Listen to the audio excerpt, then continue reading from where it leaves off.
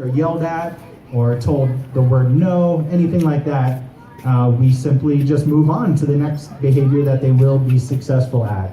So they learn through their consequences. I don't get the food. I don't hear Sarah blow the whistle. I don't get the food when I do something wrong. But when I do what she asks, I do hear the whistle, which tells me good job, and I did the right thing, so I get the food. So that kind of sums up our training. And the coolest thing, kind of the key thing about our training is we don't do tricks. I keep saying the word behaviors. So we ask the elephants to do behaviors that help us take better care of them. So in other words, husbandry behaviors. So all these body movements that you're seeing Bodhi do are helping us take a good look at his skin, top to bottom, front to back, really make sure there's no scrapes or bruises or cuts or anything that would be strange, because we want to notice those really small injuries before they turn into big injuries. So we do routine checks of their feet as well, and we'll even trim their toenails and clean out the rocks from the bottom of their feet so that those don't turn into injuries as well. So we're being proactive.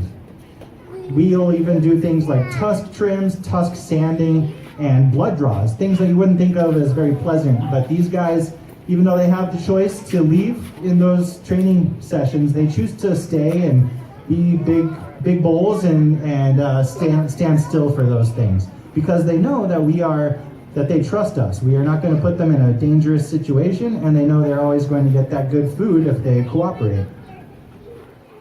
So Bodhi here is an Asian elephant as opposed to an African elephant. Do you guys know any of the differences between the two types of elephants? Any differences? You guys know anything over there? So the biggest difference to me is their ears. So you guys have probably seen that movie Dumbo, right? Or maybe heard of Dumbo. So those big Dumbo-sized ears, those would be African elephant ears. Really, really big. Those are probably 3 times bigger than Bodhi's ears. So Bodhi's ears are smaller and kind of shaped like the country of India. So that gives you a really good clue that you're looking at an Asian elephant. And another clue is the tusks. So Bodhi does have tusks that you can see pretty well, and they're going to get even bigger and more impressive as he continues to grow. African elephants, both the males and the females have these big tusks, but Asian elephants, like our guys here, if we had females, they would not have tusks. So Asian female elephants do not have tusks. So that's a really good clue to know if you're looking at a female or an Asian elephant. So those tusks are really small for the females. They're really brittle, and they're called tushes. And a lot of times they break off when the matriarchs are trying to figure out who's in charge. So it's pretty common to not see any tusks at all on a female. But with African elephants, both males and females having tusks, that's part of why poaching for ivory is such a big problem with African elephants. So we lose about 96 African elephants every day because they're being poached for their ivory tusks. So that's a good thing to know, that you can help out with African elephant conservation. It's just pretty easy, just choose not to buy ivory.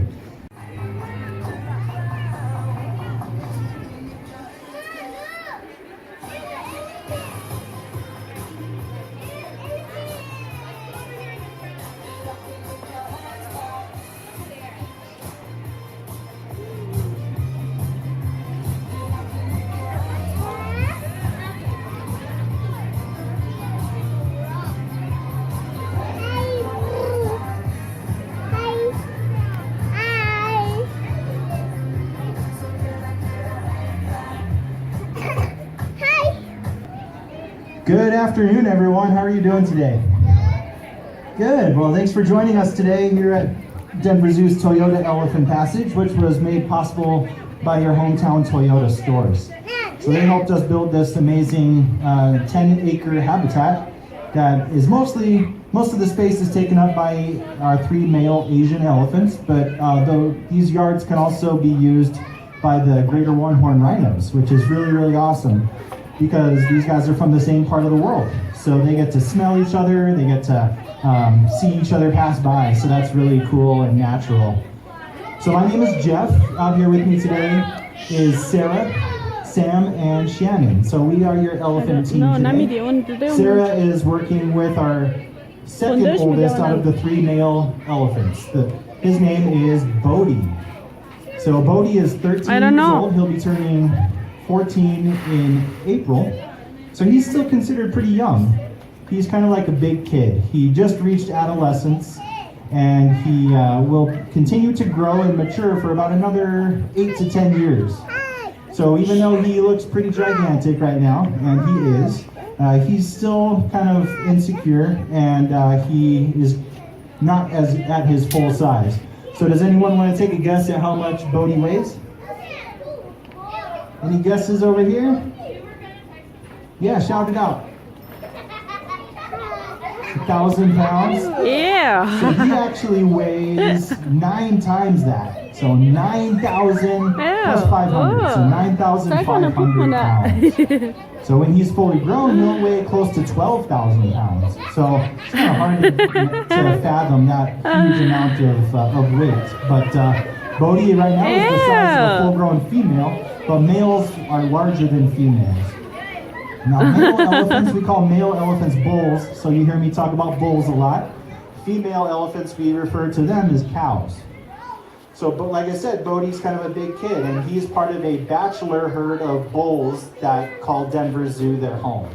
So what that means is that male elephants are a little bit different than female elephants. So those big herds of elephants, you guys know what I'm talking about? When you watch Nat Geo or Discovery Channel, you see tons of elephants running together. So those are almost all females. So those are led by a matriarch, the head female, and it's all aunts and sisters and grandmothers, a bunch of female elephants that stay together for life. And then the young male elephants only stay with that group until they are about 6 to maybe 8 years old. And that's when they stop nursing and they get kicked out of the family. So that's what happened with Bodhi. By the time he was about 9, it was ready for him to start finding a new home.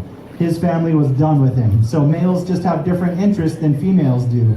So that's why Denver Zoo is so awesome. This is the only zoo where you get to see unrelated male elephants naturally socializing together. So most zoos keep their male elephants solitary, which is a big part of being a male elephant. They do spend a lot of time alone, but they do spend a lot of time with each other as well, for a couple of days at a time, or a couple of weeks at a time in the wild.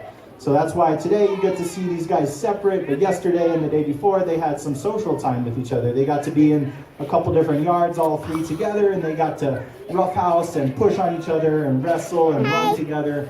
Lots of really good physical bull behavior.